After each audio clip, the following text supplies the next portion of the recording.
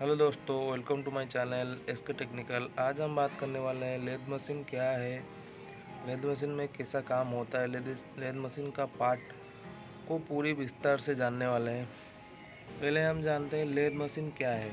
Lathe machine एक machine औजार है जो आँख के सिमेट्रिक रचना वाला सामान बनाने का काम आती है। लेद मशीन ऐसा है कि उसमें बहुत सारा ऑपरेशन कर सकते हैं, जैसे कि मान लो थ्रेडिंग हो गया, कटिंग हो गया, टैपिंग हो गया, ऑडी टर्निंग हो गया, आईडी बोर्डिंग हो गया, नर्लिंग हो गया, बहुत सारा ऑपरेशन कर सकते हैं। आइए जानते हैं लेद मशीन का पार्ट के बारे में।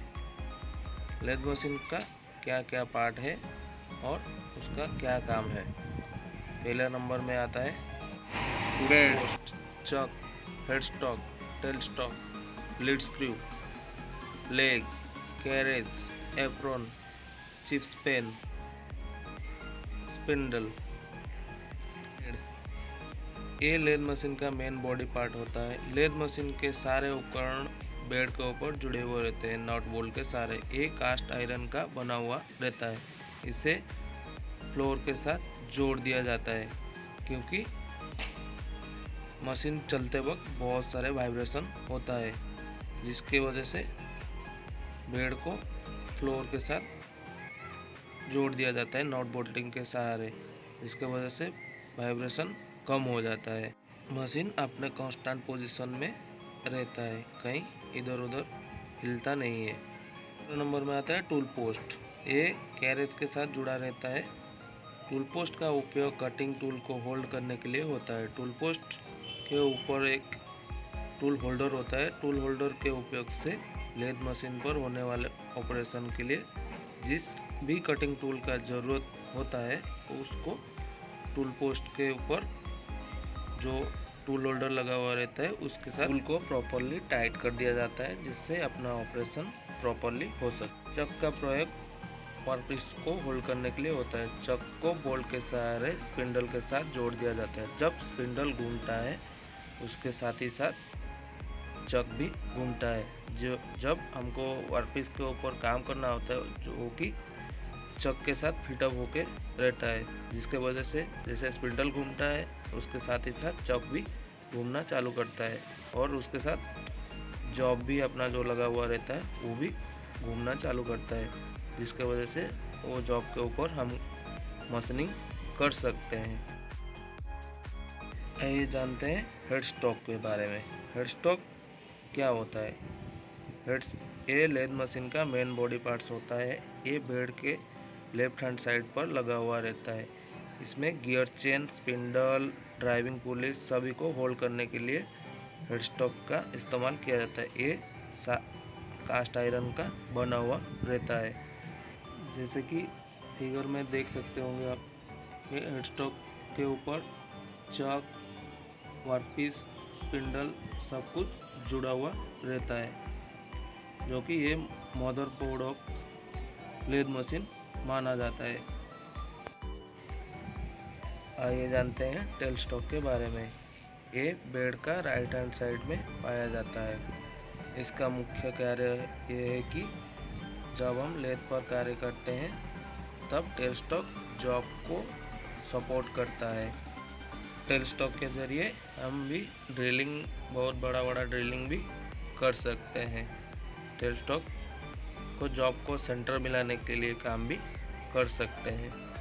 और बहुत लंबा लंबा जॉब आता है तो टेल स्टॉक के वजह से जॉब लंबा जॉब को सपोर्टिंग के रोल में भी यूज कर सकते हैं टेल स्टॉक से।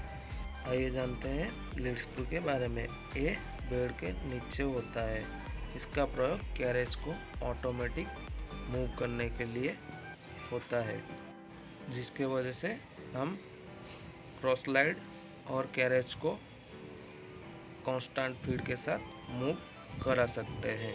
जानते हैं लेग्स के बारे में। यह मशीन के पूरे वजन को संभालता है और इसे फ्लोर के साथ बोल्ट की सहायता से जोड़ दिया जाता है।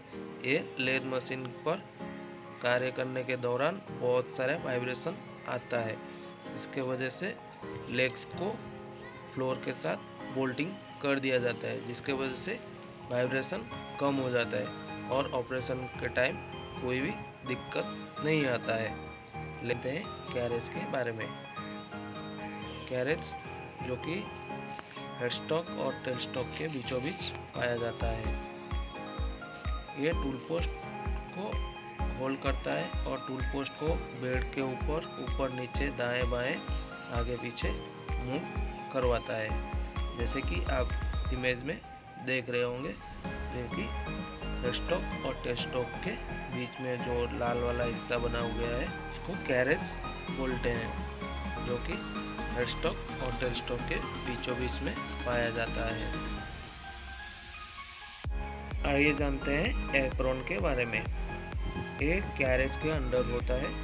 एक कैरेज के सारे कंट्रोल और मूविंग मैकेनिज्म को संभालता है।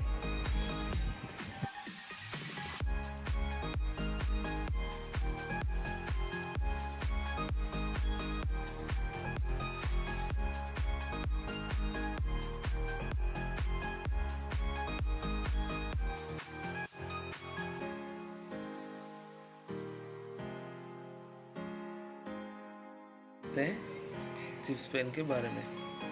चिप्स पेन जो होता है वो बेड के निचले हिस्से में पाया जाता है। इसका काम यह होता है कि जो मशीनिंग करने के टाइम में जितना भी चिप्स गिरता है वो चिप्स पेन में इकट्ठा हो जाता है, जबकि मशीन साफ करने का टाइम में वो आराम से वहाँ से निकल जाता है।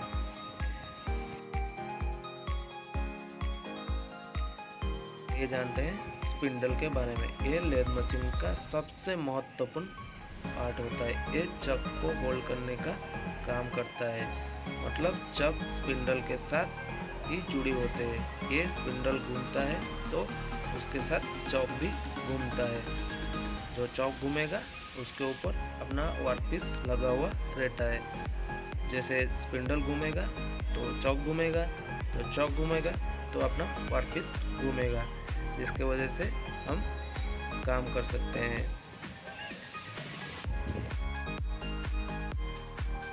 तो हो गया लेथ मशीन का पूरा पार्ट।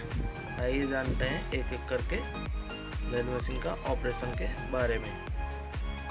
लेथ मशीन में कई सारे ऑपरेशन होता है। Facing, turning, grooving, drilling, boring, threading और नर्लिंग, इतने सारे ऑपरेशन होता है। जैसे कि आप देख पा रहे होंगे स्केच में कि कैसे फेस के लिए टूल कैसा मूवमेंट करता है फेसिंग के ऑपरेशन में।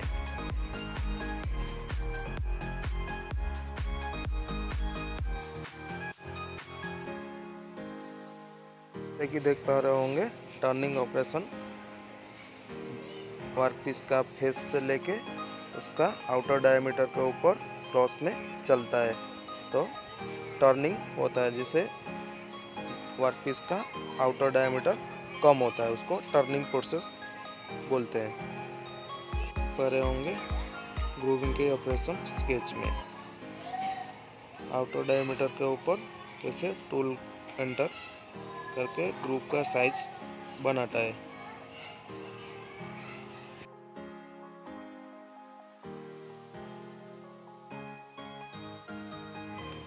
ड्रिलिंग ऑपरेशन लेथ मशीन में। जैसे कि आप देख पा रहे होंगे टेल स्टॉक में ड्रिल लगा हुआ रहता है।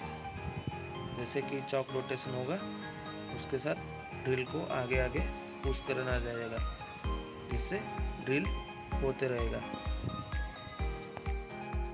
बोरिंग ऑपरेशन आप देख पा रहे होंगे फिगर में, जैसे स्मॉल डायमीटर को बड़ा डायमीटर बनाने को बोरिंग बोलते हैं।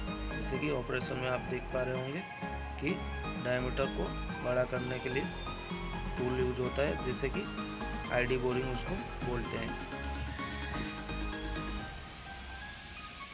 थ्रेडिंग ऑपरेशन जैसे कि आप फिगर में देख सकते हैं थ्रेडिंग कैसे होता है।